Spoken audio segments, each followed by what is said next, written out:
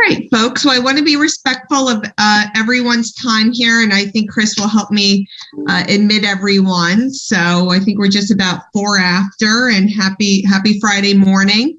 It's so great to see so many folks join us this morning for our Government Affairs Committee meeting. As everyone is, aware, we have this meeting scheduled for about an hour, and want to, give our guests an opportunity to, speak to us about, what just happened regarding the new map and the reapportionment process, and could not be more thrilled that they're spending some time on their Friday morning with our Government Affairs Committee. As you know, I'm Chrissy Butis, Chief Government Affairs Officer at NJBIA. I also want to acknowledge our sponsor before I introduce our guests. Mary Kay Roberts from Riker, I believe you're on. Good morning. Thanks, Chrissy. So good to see so many friendly faces. Mary Kay, it's not like I haven't seen you enough, right? I was going to say every minute of the circuit. So yep, it did feel, this week it really did feel like it was back to school. A little bit. So I guess it's going to start to feel that way almost every time we're in the State House. But it's great to see so many of our friends on the Zoom. Absolutely. So I'm just going to, first tell you a little bit about, why we're here. Obviously, New Jersey kicked off the legislative redistricting process. Many of you obviously have followed it extremely closely. We have a mixture here of our membership ranging from associations to contract lobbyists to in-house lobbyists from our business community, as well as our not-for-profit community represented, in addition to our small and large corporations. And so there was a redrawing of all the legislative district lines in all 40 of our legislative districts. And so that's a really big deal to many of us. As Mary Kay just said, we are in the halls of the State House, and what those representatives look like in just a couple of years may look quite different. And that's why we're here today, is to hear a lot from, Chairman Barlas, and Chairman Jones about how this whole process unfolded and, what we can expect, obviously, moving forward. I do want to mention that in my other capacity, where a separate hat as the executive director of New Jobs, we did certainly weigh in on behalf of the business community. And I thank, again, both chairmen for taking our testimony under consideration. I know they spent a lot of time hearing from many stakeholders. And one of the things that we stressed during our testimony was, the need for balance, and, competition in competitive districts is a good thing. And to have a good dialogue that will help inform great public policy in the state of New Jersey is a really great direction to move in. So again, thank you both chairmen for hearing me out, hearing others out. I know it was an immense amount of time and a commitment that both of you gave to this overall process. So without further ado, I know that these two gentlemen are not strangers to many of you who are on the line here today. I will first like to introduce both of them. I see most folks are on mute, which is great. And then we'll open it up to Q&A. So feel free to raise your hand and, look forward to an interactive dialogue. So first, obviously, Chairman Barlas, you were the chair of the Republican delegation to the Reapportionment Commission. You also serve as chairman of the Essex County Republican Committee, and you are a senior vice president at Mercury Public Affairs. Chairman Jones, you were the chair of the Democratic delegation to the New Jersey Legislative Apportionment Committee. You serve as the chairman of the Democratic State Committee, and you're also a partner at 1868 Public Affairs. So clearly two very, very busy gentlemen here joining us this morning. So Chairman Jones and Chairman Barlas, thank you. And I'll kick it off with Chairman Barlas. So how'd the process go? Impart us on everything that you experienced. It was really a very, very interesting process from our perspective, and one where you actually came up with a consensus map. So look forward to hearing from you. Thank you. Thanks, Chrissy. Thanks, Chris. It's actually great to see. Good morning. It's great to see everybody a lot of these faces I haven't seen in 2+ years, with the exception of Mike Egginton, which I can always do without seeing. But I think we all share that sentiment. Look, I think it's this process the result was incredible. Leroy and I have known each other and have been friends for over a decade. The one title that I think is most important title that Leroy has is that he's the Essex County Democratic Chair, which has allowed us to build this relationship that he and I have of mutual trust and respect with each other. And look, the map itself, the final map that we ended up at, it's because of that level of respect and admiration that Leroy and I have with each other and the trust that we do have. We can get into it, but listen, this thing got, and Leroy will tell you, this thing got down nitty gritty, right? I mean, it's moved this town for this town. It's, whatever. Dumont, Somerville. I can't even look at these towns anymore, by the way. But the fact is that we were able to do it because at no point in the process did Leroy and I ever say to each other, well, you're screwing me or you're screwing me. And that's because he and I both knew that that's not what was happening here. Obviously, we had constituencies that we had to try to take care of, but at no point, as can happen in any sort of debate or negotiation, did it break down because there was no trust between the two sides. And I think that's really what allowed us to get to the consensus product that we did. And obviously, Judge Karchman played a huge role in getting us there. A lot of folks here, Chrissy, you testified before the commission. A lot of other folks here did as well. I mean, he was absolutely the perfect person for the job. I don't know that we would get to where we got to today if it wasn't for Judge Karchman sort of pushing both Leroy and I and our respective sides to get to this point. Look, it was a long process. It was a very informative process. A lot of public hearings, the most that we've ever had in the history of legislative reapportionment. And that helped. Chrissy, you guys came and talked about, the need for competitive districts and, sort of that enabling good public policy for the taxpayers of the state, for job creators, for the economic development. And that's, you're absolutely right. Your guys' message was right. I don't think Leroy disagrees with that either. I think, sound public policy, sound tax policy is what we all want because we all live here and we all pay taxes here. But I will tell you, it was a great process having been a staffer 10 years ago. It was cool to be on this side of the desk as opposed to hanging out against the wall. But I don't know about Leroy, but I'm never doing this again. That's for sure. No. Makes two of us.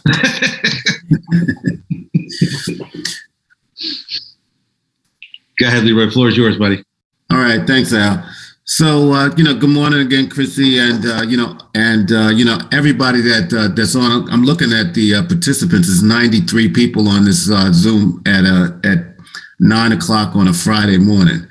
You guys have nothing else to do, huh? Nothing.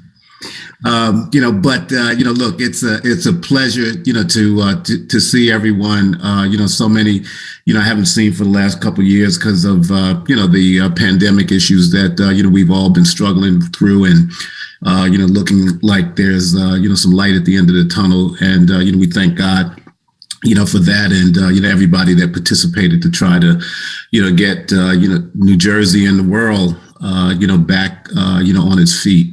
But Al couldn't have said it better. I mean, there's nothing that I think I can add to what he just said. I mean, we came into this, with, a relationship that was already embedded, in mutual respect and friendship. We worked together on so many other fronts, and still do, and will continue to. And, the product that, we achieved, largely with, the commissioners that, were part of our delegations. And Judge Karchman, was simply historic. And, that's something that, we walked away with, feeling extremely proud. It's something that, has never occurred, since the process began in 1973. And, to be able to, to lay claim to, to the first, is truly, something that is cemented in history for both Al, myself, and, the 8 other commissioners and, and Judge Karchman. Al's right. Judge Karchman, was a force. Not necessarily a need to be a calming force, but he was that. Because we we didn't have that headbutting that typically occurs in this process. He was a guiding light. He was almost paternal to both Al and I. And, that loomed large. And it's something, and that part of the experience is something that I will never, ever, forget and always relish and cherish because, it was an honor, to be a part of. With consensus, clearly comes compromise, and with the compromise, comes consequences. There were consequences in the map. They couldn't have been avoided in a lot of cases because population in certain areas of the state exploded tremendously. Particularly in Hudson and Essex County, and you see a little bit of the challenges that come along with districts that collapse, legislators, and those things will be worked out. You see the progress already in Hudson County, and some of the the successes that come out of this. We had created an additional majority minority district, up from 16, it's now 17. We have 3 districts which are in reach of becoming a majority minority, which are LD 2, 14, and 38. LD 29 will, become, as, the years, move on, certainly by the next time we go through this process, a majority Latino district. So, and there's been increases in, AAPI numbers in Jersey City and as well as in District 37. And I think that bodes well for, the organization. NJ, BIA, one that, as a legislator, I had, great respect for. And, you will see, legislative mindsets that, are sharply focused on, the agenda that, you guys will, continue to develop over the course of the next, 8 to 10 years. And, that should bode well. There's going to be times where there's differences of opinion, with legislative philosophy. And, but I think you will find yourself, very satisfied with, the mindset of those legislators that, are part and parcel of those, those discussions and ultimately those decisions. We had to, the focus was, not developing a map for today. It was developing a map for tomorrow. And, and that's what, Al and I and the commissioners and Judge Karchman clearly understood. Yes, we've, gotten accustomed to, to towns that, we would probably never ever, visit in, in the course of our lifetimes, but they became very familiar and, and very impactful as we tried to, put together, communities of interest, along the way and try to develop the continuity that we needed to, in order to satisfy the requirements that Judge Karchman laid out, as well as the constitutional requirements, for Voting Rights Act districts, and majority minority. Compactness was, an issue that we had to contend with, as well as, competitiveness. So, it was a challenge, that's, that's, putting it mildly. But, at the end of the day, it was, a pleasure and an honor, to work with my friend, and, a group of commissioners that were, clearly dedicated to a mission, as well as a cadre of professionals that I believe was second to none, as, we all, put together a strategy that ultimately produced a historic result. So, so with that, Chrissy, that hopefully serves by way of introduction and some thoughts on my part. If anybody has any questions, now I see the participants have ticked up to nearly 100 people now. So, we're going to be on here for a while. So I'm going to take it down a bit and, let you guys, fire away. Well, thank you. Thank you, Chairman Jones. Thank you, Chairman Barlas. Thanks for that overview, and definitely agree with you. It was certainly a very extensive process and will definitely impact the future moving forward. And so very curious to see how those legislative districts, move forward. And so I will just take a moment and ask everyone, if you have a question, to please either put in the chat, raise your hand. I know this is not a shy group, but we do want to hear from you. But I'll kick it off, turning it over to my colleague, Chris Emmerholtz. Thank you very much, Chrissy, and thank you very much, Chairman Barlas, Chairman Jones. I know there's a lot to like about the map, about the process that you guys used, and about the fact that it's a compromise map. And so thank you for all of your work on that. Did want to ask about competitiveness. Chrissy referenced the new jobs testimony that she delivered on behalf of the business community. And I think there's some things on the competitiveness side that are strong about this map, and there's some districts that are more competitive than they used to be. But I've heard from some people saying, well, the competitive districts maybe became more competitive, but a lot of the districts that are not competitive are pretty much status quo. And is the 40 districts that we have in New Jersey overall more competitive than they used to be? And I'm not so sure about that. And New Jobs did some research, and we're looking at hey, who are the legislators that are the moderate, balanced, in the middle legislators that might vote either way, aren't always voting with their party, are often more thoughtful on tax increases and mandates and with the business community. And it's often the guys that have competitive districts. And so that was embodied in the testimony that you heard. And I want to know what you think of, are we in a position where we have more competitive districts, more senators and assembly people that are going to be responsive to the needs of the businesses they represent, the people they represent?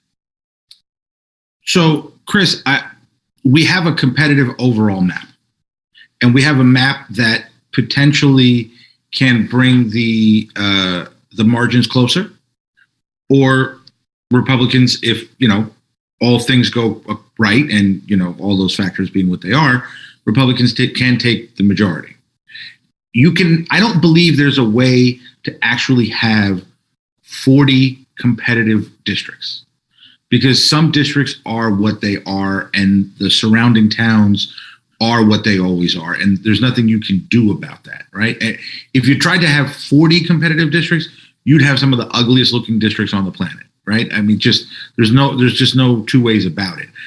So at least for our side, what we viewed as competitive is the map itself competitive, and can the map position, from a partisan perspective, Republicans to take the majority, and then to your guys' point, is the overall map competitive enough where it forces legislators to come to the middle and create sound, reasonable public policy for everybody.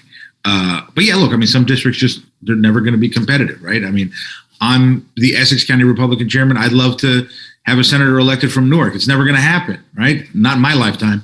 And I'm sure Leroy would love to have a senator out of Sussex or Ocean County that's a Democrat. Probably not going to happen. So those things are what they are, and those things will always be what they will be. But I think the map itself, statewide, when you look at it from more of a global perspective, it is competitive, yes. It's been said, and this is, quoting Judge Karchman or even paraphrasing a little bit, but there's no such thing as a perfect map, right? As Al pointed out, there's no way that, you can see, competitiveness in 40 legislative districts.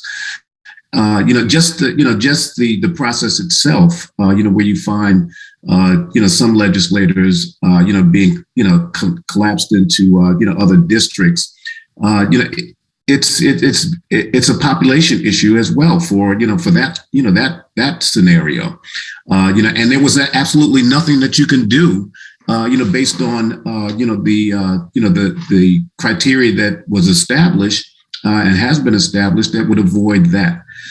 Competitiveness, also, is a function of candidates and candidate recruitment and,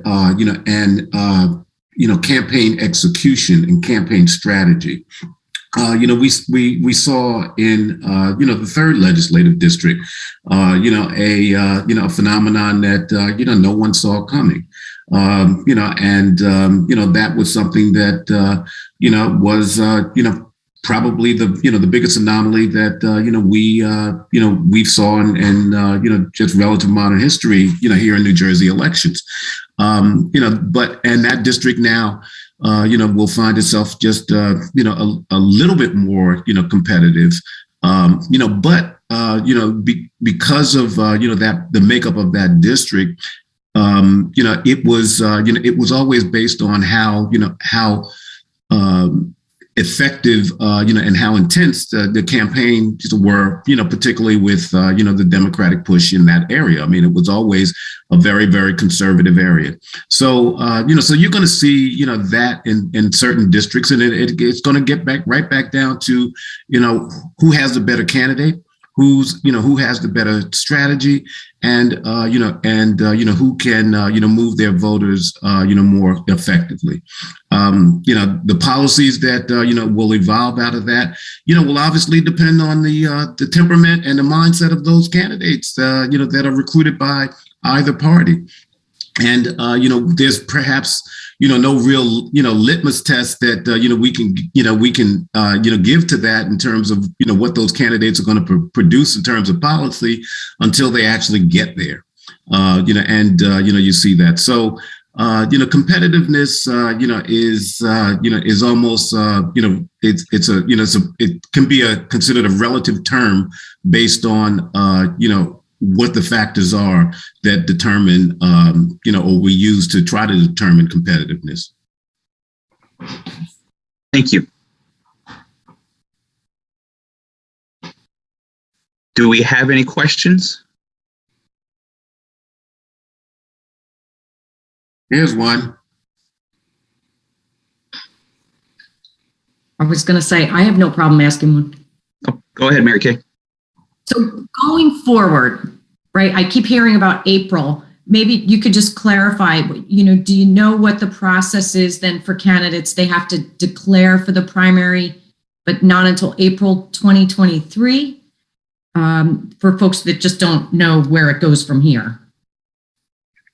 So, what's the question, Mary Kay? What happens now? From what I understand, candidates have to file for our primary for June 2023, right? That timing is April 2023. Is that your understanding of what happens now? Yeah, the map doesn't go into effect until right? 2023. Well, 2023. So petitions are usually, there's like a date. It's like a day system, right? X number of days before the primary is when petitions are due. So whatever, I don't know whether it's 45, 65, whatever number of days that is. So it's probably sometime late March, early April of next year, of 2023. Yeah, you got me a little nervous there. I'm like, what the hell? I'm worried about congressionals. Yeah, I don't want to go out and recruit candidates, Mary Kay. Thanks. Trust me, someone said April, and I thought, please tell me they're not talking about this April. So it's next April. Next April would be next April. That right now the filing date, for primary candidates is April 4th. So it should be in that vicinity on the calendar. Right. Chairman Barlas and Jones, for those who may not be as familiar, can you just touch on why this primary filing is next year and not this year, which has occurred obviously in the previous decades? There was a constitutional, change, that was enacted by the legislature because of the late filing of the census data, and as a result of that, that's why we're in this cycle, right, as we see it now. This actually should have happened last cycle, but because of the census, on the Census Bureau and the late filing of the numbers, we took the initiative to move ahead of it to avoid, I guess what would be called a constitutional crisis of some sort. We do have a question in the chat from Joe Cleary. And after you guys just went through this and spent, as you said, both of you years together, and you saw the successful partnership that you had, is there any changes that you would recommend or think about to this process? Right now it is bipartisan, and you had that bipartisan partnership, but should it be nonpartisan and think about more independence?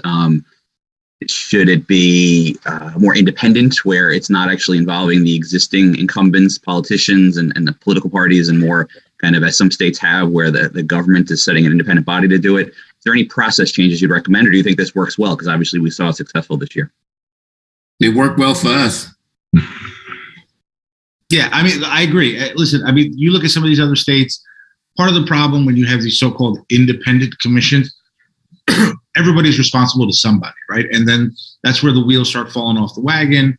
And as much as, we'd all love to not have legislators be a part of this process, because they can, have a tendency to get quite parochial.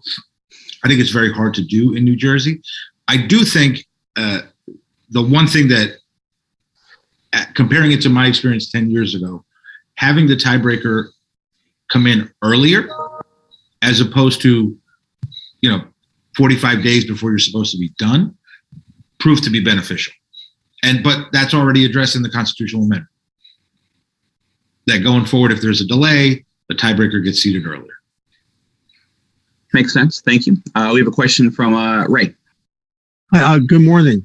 I've heard mention, and Judge Korchman had mentioned this as well, that this is a map for the next 10 years. Are there any demographic changes that are being anticipated, or what did the commission envision was going to happen over the next 10 years to make this map workable, over that period of time? Well, just from a demographic perspective, Ray, you're going to have 3 districts that are going to be majority minority, 50% plus one of something, right? So District 20, I believe, is like 48, 49% Hispanic today. So that's safe to assume that over the decade, that'll be 50% Hispanic district.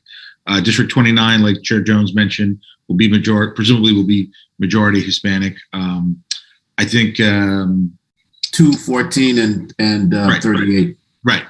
So there'll be a few of these districts that, as folks are looking to do this 10 years from now, and we heard a lot from the Fair Districts folks about, the 20 majority minority districts.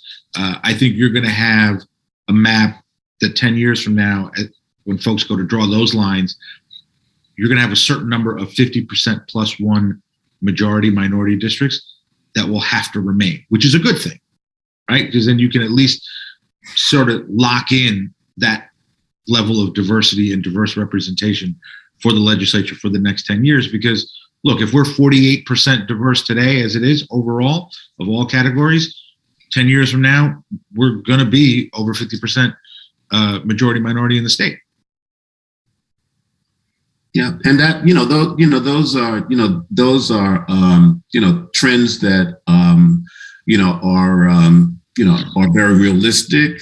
They create opportunity for minority candidates up and down the state. As Al mentioned, we're going to be a majority minority state in the next at the next census, and it's going to bode well for New Jersey and those individuals that will be part and parcel of this process. Will certainly walk away with a degree of history as they begin to draw maps that embrace and celebrate the diversity of our state. So the trends are the trend is your friend. The trend will be the friend of minorities in the state going forward.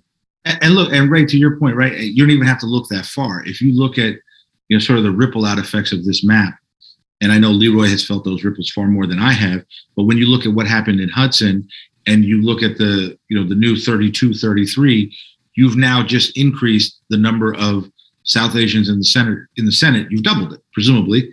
Assemblyman Mukherjee is going to get elevated up to the Senate. He'll run next year. Presumably he'll win. And so now you've gone from 1 to 2, right? And that's an immediate, flip of the switch impact and there's a huge burgeoning, Indian, South Asian population in Jersey City that, we all assume is only going to get bigger and bigger over time. So that's an immediate impact of this map, as well as what you're going to see over the next decade.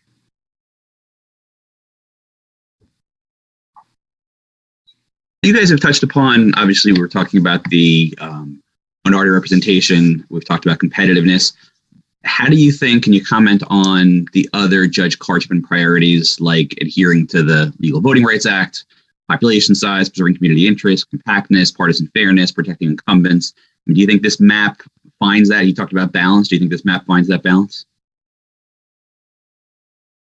Yeah, I do, and I think, just, going forward, it will, continue to enhance itself, because of, the population shifts and, who is, migrating to New Jersey, from, places like, New York and, and other, areas within the Eastern region. Yeah, I mean, look, Chris, he had, I believe it was like 7 standards.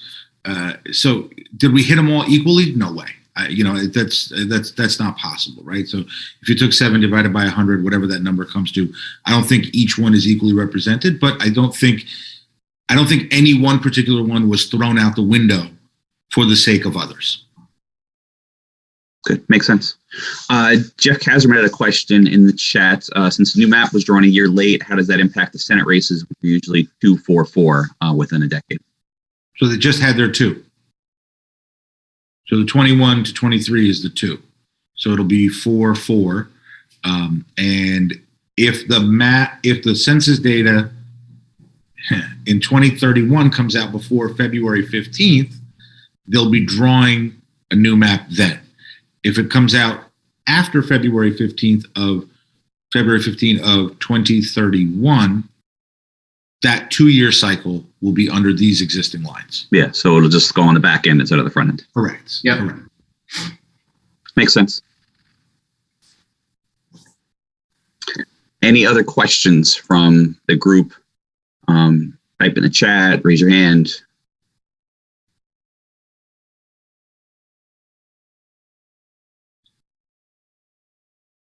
I guess it's Friday morning.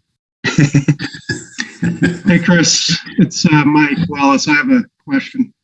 Hey, Mike, how you doing? And thanks for joining, gentlemen. Can each of you give us what some of your priorities were, 3 to 5 priorities were going into the process, and whether or not those priorities were met or not during the process and at the conclusion? Look, the priority for all of us was singular. And it's really hard, Mike, to couch it in terms of a rank order. What was the order of the day?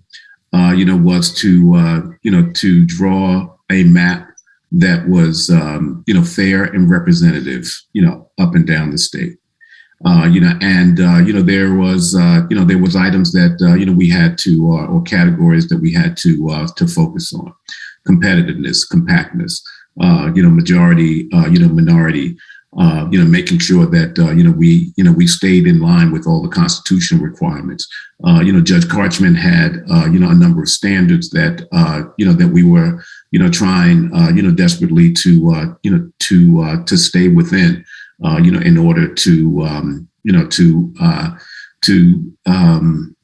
attract his support. At the end of the day, I believe it was accomplished. Historic, yes. Compromise, indeed. Historic, we underscore that. But at the end of the day, it was it was a fair and representative map that we could all embrace, which we did. And, that, kind of underscored mission accomplished. So, Mike, the bottom line here is that Leroy and I have been trained by our lawyers not to answer that any other way. That's all you're getting out of the both of us. And it also happens to be true, but we're also pretty well trained. I have a question. If you want to answer this, one thing I've always wondered is if I was on, redistricting commission, how in the world there must be incredible political pressure from all over the place, from different legislators, politicians, Democratic and Republican officials. How do you? I assume that's the case. Maybe I'm wrong, but how do you deal with that? I would think you'd be getting calls all night long saying, hey, what are you doing in the second district? And, so on and so forth. What would make you think that, Jeff? Yeah, everybody's laid back, Jeff. I don't know what you're talking about. Legislators, county chairs, we're all very laid back people. We'll let anybody control our destiny. Yeah, there's interest along the way. One of the things that I think that both Al and I are proud of.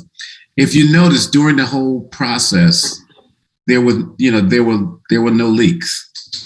During the time that we were sequestered in Princeton, there was no leak at all. There was no press, there was no press coverage. There was no, attempt to guess at a map, and that was a testament to the professionals and the commissioners, who took this process extremely serious. And, and when we finally, reached an agreement, that's when you heard from us. Right. Yeah, and look, and I think part of this also, Jeff, is you got to condition these folks. So you give them process along the way. You let them be a part of it. You let them give their input. You take everybody's feedback and you sort of catalog it, if you will, so that it's part of that final week where you're in there. But you also have to sort of lay the groundwork with everybody that, hey, at some point this is all going to shut down. And you can yell and scream till you're blue in the face. It just doesn't matter. At some point the walls close in. And it's just a small number of people, and that's it. And you got to trust us that we are going to protect everybody to the best of our abilities. So then it's not like the congressional redistricting, which, rumors, things have been flying around forever. That's great to hear. Look, selfishly, I want to say a lot of it is because it was me and Leroy, and we had the relationship with each other. I can't speak for what happened on their side, right? Doug's a friend, and Janice I know well, so I'm not saying anything disparaging about either of them. But I think the fact that Leroy and I have the relationship that we do made this a lot less contentious than it probably could have been. Yes, and that's absolutely right. And we'll leave that in its space in terms of what happened on the congressional side, but ours we can only speak for, and clearly because of the relationship that existed between two men in that process, led to the result that you had, and led to the process being one that was truly respected and honored throughout the process. One of the things, Jeff, that that was also extremely helpful, it was the public hearing process. The fact that we put up maps, so that folks would have an opportunity to comment on. We tried not to necessarily display and label a Republican map or a Democratic map. But folks, tried to identify which one was which.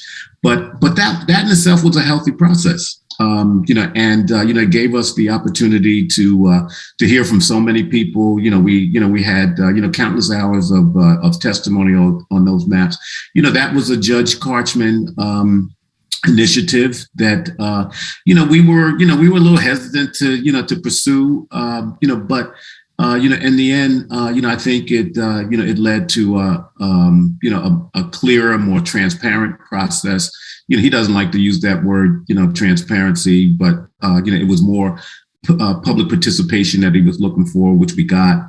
Our concern was, we didn't necessarily want to, put a map out there that we were going to be negotiating, way ahead of time.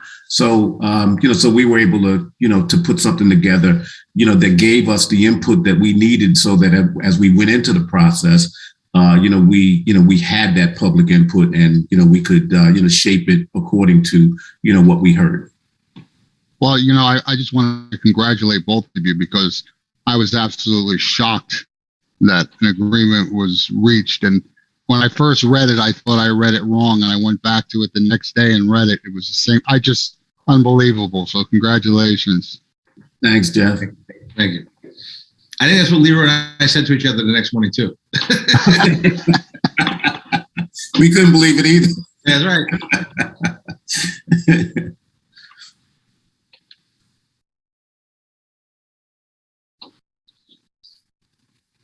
Chris, I think that's it. Any other questions? There's something in the chat, right? Is there something in the chat from Joe? Yeah, Joe Cleary had another question, and it was a good segue because Chairman Jones started going off on this. He said, please speak to the early release of the Parkway and Turnpike maps to the public. One leak that was the partisan members on both sides did not actually like this idea. How do you now view that part of the process, and would you recommend that be done in the future? So, first of all, since it's not going to be me or Leroy 10 years from now, yeah, they should definitely do it. They should do like two of them, right? Absolutely. Build upon what we did, come on, be better than us. No, in all seriousness, Leroy touched upon it, and he's right. Like, that was one that, we were not expecting. At least I wasn't. And it certainly did cause some angst in terms of what you put out there, trying to anticipate feedback, but you also don't want it to be a total farce of a product that you put out there, so as to, sort of look at everybody that participated in the process and kind of thumb your nose at them, and also at the judge, and say, look, this is important to you, but we don't really care, so here's like a joke of a map. So it was a delicate balancing act. And then, look, we always hoped we'd get to a consensus map, but you got to plan it if you're not, right? So how much, then there's the strategy of what do you put out there? How much are you leading with your chin, and, blah, blah, blah, all these things. So a lot went into it. But like Leroy said, in hindsight, it was the right thing to do. It was uncomfortable for me. I'm sure it was uncomfortable for Leroy and our fellow 8 other commissioners. But in hindsight, it was absolutely the right thing to do. It showed to the public that we listened, that we cared about what folks were saying. It showed to the judge that we took what he wanted seriously, and it also allowed for people to our respective constituencies to sort of get a sense that we were going, from a partisan perspective, we were going full tilt. We were going all the way in. Even though I got yelled at by Sam Thompson, which Chris. All right. Well, thank you. Both chairmen, for joining us here today. We are going to stay online for a bit just to give a quick government affairs update. I usually keep folks a few minutes past 10, but we will try to be as succinct and brief as possible. Clearly, the map has very, very big implications moving forward, in a very unique set of circumstances where legislators get to basically campaign and get to know their respective new districts much earlier on in the process. And so that will be very interesting to see how that plays out. And clearly some of the counties are more competitive and districts are more competitive than others. And we've seen how that has shaped out with some of our incumbent legislators as well. So from us, from a government affairs perspective, from folks who care a lot about public policy, this will be definitely something to watch as we head into, as Mary Kay said, that primary filing season in about a year from now. And then obviously between the primary and the general election in 2023. So very, very big deal. And thank you again for considering the testimony on behalf of the business community. Thank you for joining us. on Friday morning and for your support of NJBIA. Really appreciate the kind remarks and words, and know you're always a phone call away. So thank you both, Chairman, for joining us today. Thank you, guys. Thank you, Chris. Very good Have a weekend, great Chairman. day. Enjoy Take your care. weekends. Thanks, Bye-bye. everybody. Great. Well, good morning again, everybody. I know we've lost just a few people here, but we always like to give you a sense of some of the things that are top of mind for the business community and hear from our government affairs team. We have about 10 or so minutes left. We will try to be succinct, but we certainly want to hear from you. If we don't cover something that you care about, you know where to find all of us. We're not shy. I see many of you all the time, and always appreciate your constant feedback and input. A lot of things happening in the business community. I am happy that the process has slowed a bit since lame duck. I think both Speaker Coughlin and Senate President Scutari have focused on that, and that has been very much appreciated. We need to have more of a deliberate process in our public policy making, and hopefully this will sustain itself for a bit as well. Despite that, we're going into budget season, and we're going to be going into June before we know it. The only good news about that is that the warm weather is just upon us and springtime, but definitely want to hear from you and share some of the top level priorities. I'm going to turn it over to my colleague Kyle Sullender, who heads up he's our Director of Economic Policy Research. Kyle, just a couple of key stats to kick us off. Where are we in New Jersey related to our other states and our national numbers? Sure. Thank you, Chrissy, and good morning to everybody. It's a shame because when we look at COVID and the infection rate there, it seemed like we were finally reaching a point where maybe we would have a little more stability. And then the world found a way to inject a whole new kind of uncertainty into our day-to-day lives. And what that'll mean for the labor market and the business community moving forward obviously remains to be seen. So we'll be continuing to track that closely. We did get new economic numbers just this morning nationally. So I'll highlight those real quick just because they're in front of me, and then we'll talk a little bit about the release that was made specific to the state this week, and then I'll turn it over to my colleagues. And obviously, if there are any questions, the national unemployment rate in February ticked down just a bit from about 4% to about 3.8%, added about 678,000 jobs, I believe is the projection. So still strong employment growth on the national level, although I do believe folks are starting to wonder if we are reaching kind of the bottom there on that unemployment level.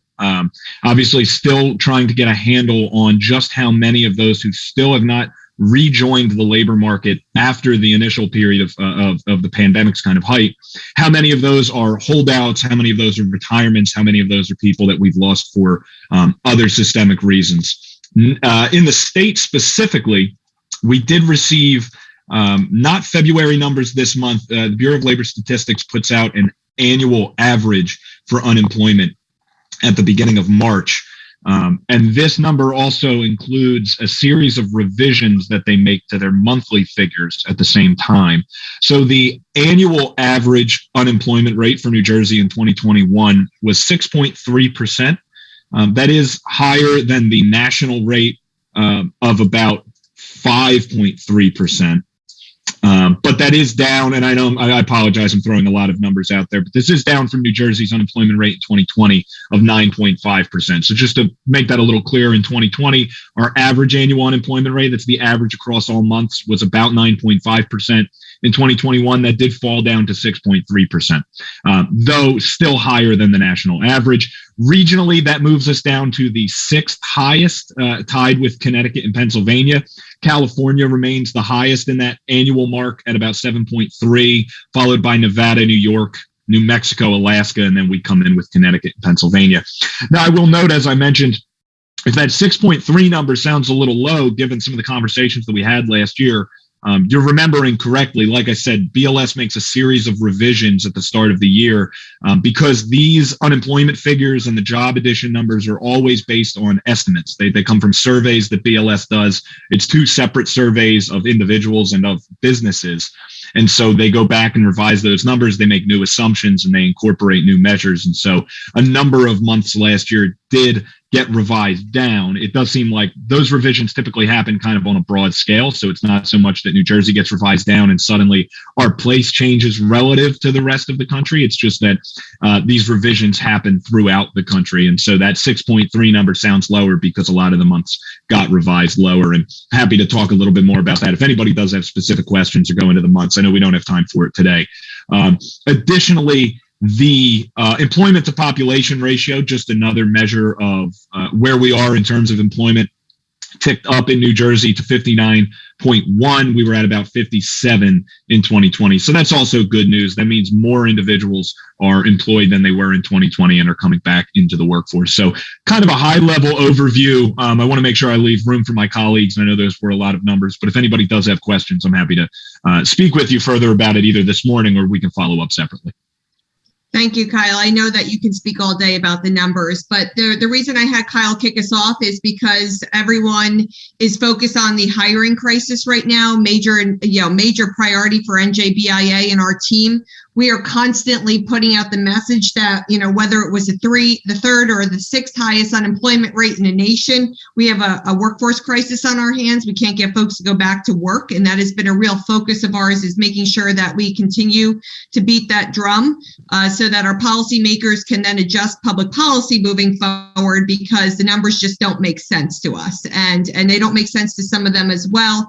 And we have to keep a close eye on this. With that being said, to my healthcare colleagues, I think many of you know we are working very hand in glove with you on a lot of the healthcare crisis issues related to workforce. It's not just unique to healthcare, but certainly we want to make sure that we have folks to care for our most vulnerable moving forward. And we'll continue to be a huge advocate in that sense as well.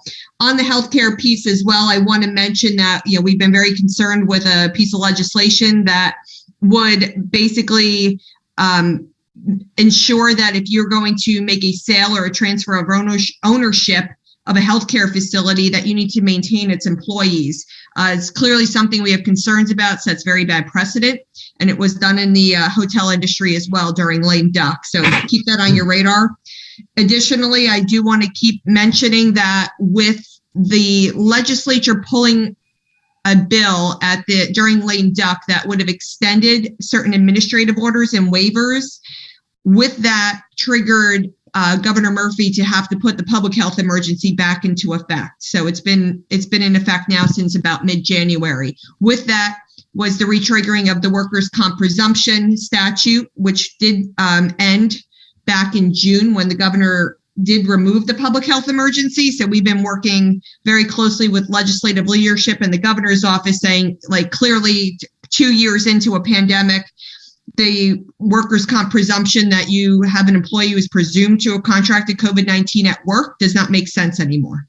So just know, if if your business and your employees are labeled as an essential employer from way back 2 years ago, this impacts you.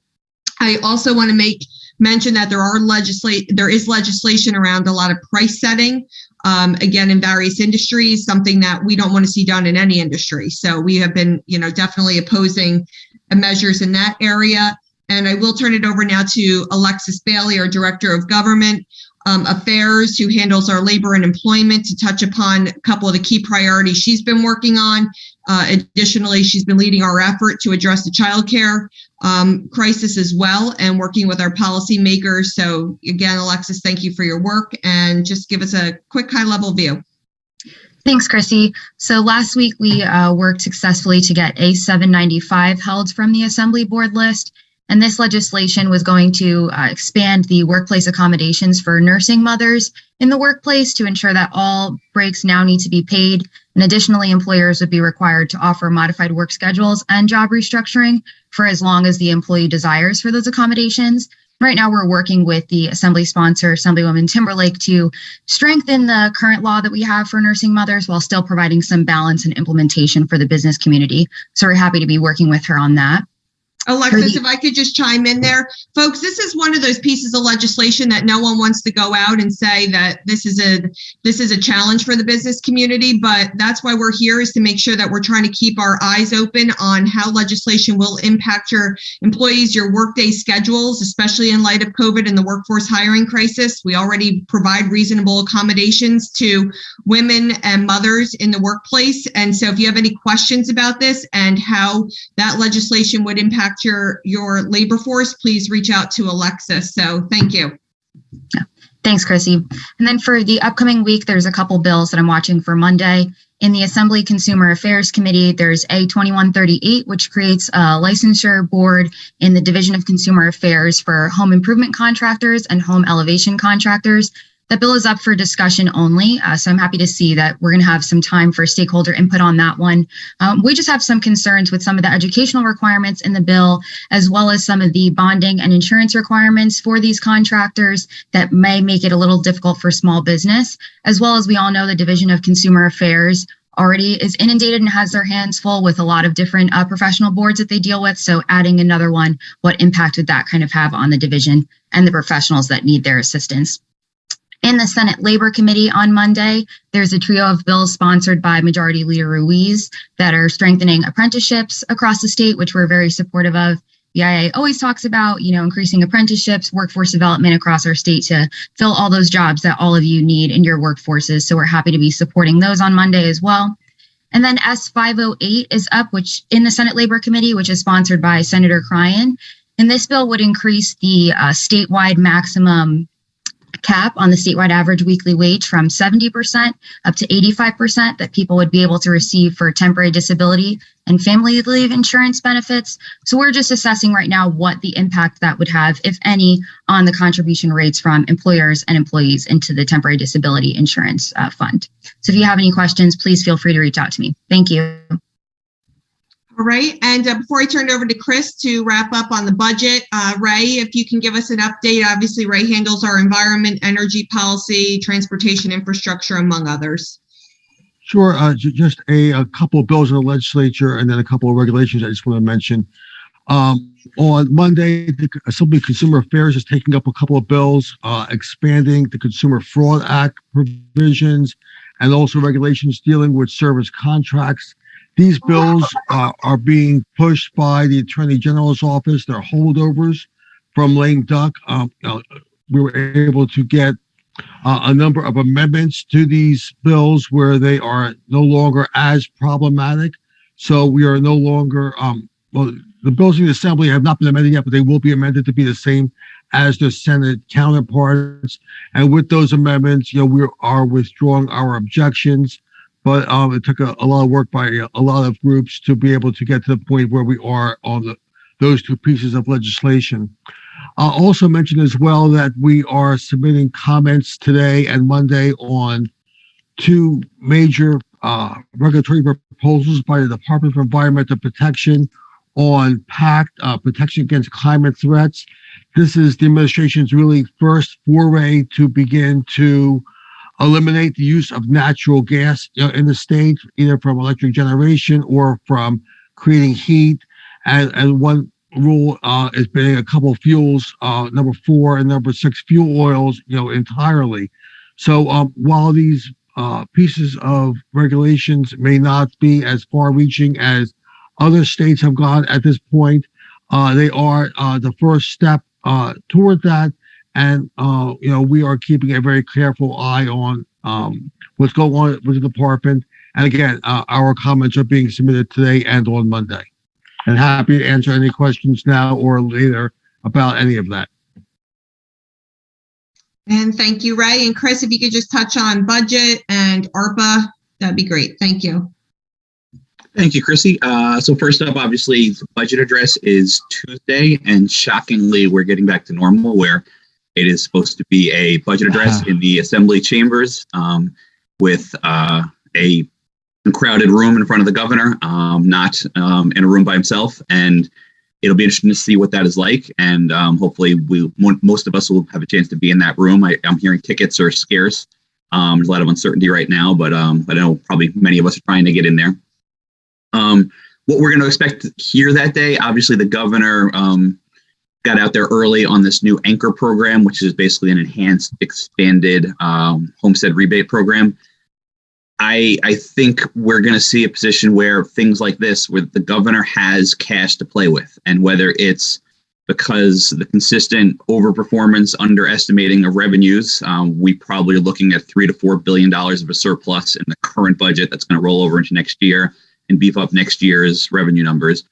Then we're looking at $4 billion in American Rescue Plan money that's still unused. And is that going to factor into the budget process? Is that going to be part of the budget, as the first $2 billion or so was part of last year's budget? Is there going to be a more transparent, collaborative process to do that? I think with this excess cash that's sitting out there, you also don't forget that we had the $4 billion in bonding that we didn't necessarily need to do. So that's adding to this very cash-rich position. So I would expect that you're going to see a full 100% pension payment again, which is the right thing to do. I'd expect to see possibly historic, maybe the biggest in state history, investment into the state's rainy day fund. I would be shocked if you don't see things like school aid, higher ed aid go up. I'm even hearing for the first time municipal aid might be going up. Hasn't done that in a long time. Something we're hoping for is one of the affordability bills moving in the legislature cost $330 million to take the energy tax receipts that the state has been basically stealing from our municipalities for years. That's probably going to go back to the municipalities, but it has to go back in the form of property tax levy. That's about a 1% reduction in the property taxes. BIA has been supporting that bill. Now we just got to see the budget reflect that $330 million is going to be switched, and hopefully that is the case. And so the legislature and governor can agree on that. But that bill passed the Senate yesterday. So we're seeing a lot of things that are good. We desperately don't want them to spend too much and put us in a tough position again next year. Hopefully this being in a good position can be a transformational opportunity. We're stimulate the economy with one-time investments for workforce development, infrastructure, innovation, but we're not actually putting us where, other than things that we already owe, like school aid and pension, we're not doing new recurring programs. So be exciting to see on Tuesday, and hopefully a little back to normalcy. The bill that I wanted to touch upon next week is the Unemployment Insurance Trust Fund bill that BIA has been working closely with Majority Leader Greenwald and Labor Chairman Madden on. S733 has been posted for a vote in the Senate Labor Committee on Monday. That bill will do three things. Number one, as you remember, there's a current 3-year phase-in. BIA was happy to work with the legislature, as many of you on the call also did, to, instead of having $1 billion increase in our UI taxes over 1 year, we spread it out over 3 years. So we didn't get rid of it, but at least it's $300 or so million a year over a year for 3 years. What this bill does is, instead of going, as you understand, the UI, it goes up a column every year. That column amounts to about $300 million. When we went from B to C in the current year, we're supposed to go from C to D next year. We're supposed to go D to E in 2 years. That D to E is the most onerous of the increases, the largest money one, but also the largest in terms of many employers will see their UI rates double, their payroll taxes double. The Greenwald bill, Madden bill will actually wipe out that last year. So we plateau at D and stay at D artificially. The second part of what the Greenwald bill, so that basically saves approximately $300 million of an increase for employers around the state. Second part of what the bill will do is it will take the Federal American Rescue Plan monies and put enough into the fund to wipe out our federal loans. Because right now we're paying interest on the federal loans. Millions of dollars a year are getting wasted to pay interest when we have billions sitting under a mattress, theoretically. And so why pay interest on something we don't have to? So we're paying off those loans, which is a good thing. And the third part, it's adding a little more transparency, because the biggest tax increase that happens in our state that the legislature does not vote on is the UI tax. And this goes up automatically every year. It goes down automatically every year, depending on the health of the fund. And I think the Department of Labor should be a little more transparent and collaborative with the legislature on what's going to happen to the expected increase or decrease. And there's language in this bill that would do that. So BIA is going to be strongly supporting that next week, as I imagine some other people on the call will. And I'll look forward to updating you on further good news on that. All right. Well, thank you, Chris. And thank you to my colleagues. We're certainly happy to answer any questions you have. Before I do that, want to just mention a couple of things. One is that NJBIA and a New Jersey Manufacturing Extension have entered into a partnership to really advance our manufacturing policy in the state of New Jersey called Manufacturing Counts. If anybody wants to get more information, please let us know. But again, founded on the backs of manufacturers over 100 years ago, now is the time to really focus on this critical industry as well.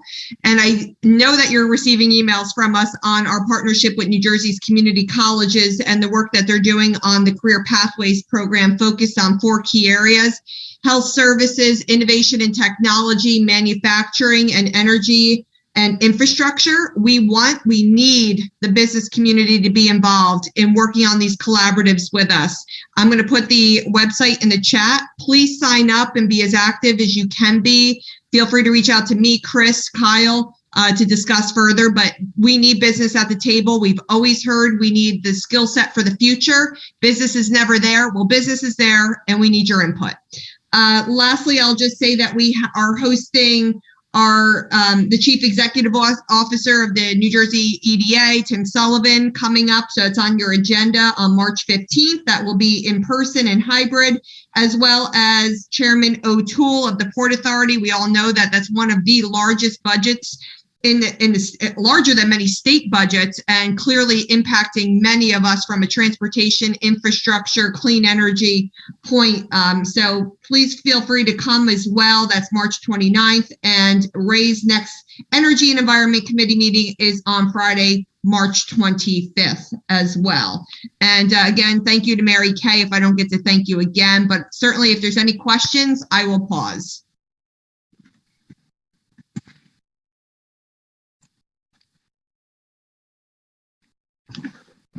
Okay, I'm not seeing any. I appreciate you 60 folks hanging in there with us a few minutes over. Happy Friday. We will have another government affairs meeting soon. If you're interested in any of our other committee meetings, please sign up, let me know, and we'll get you on that list too.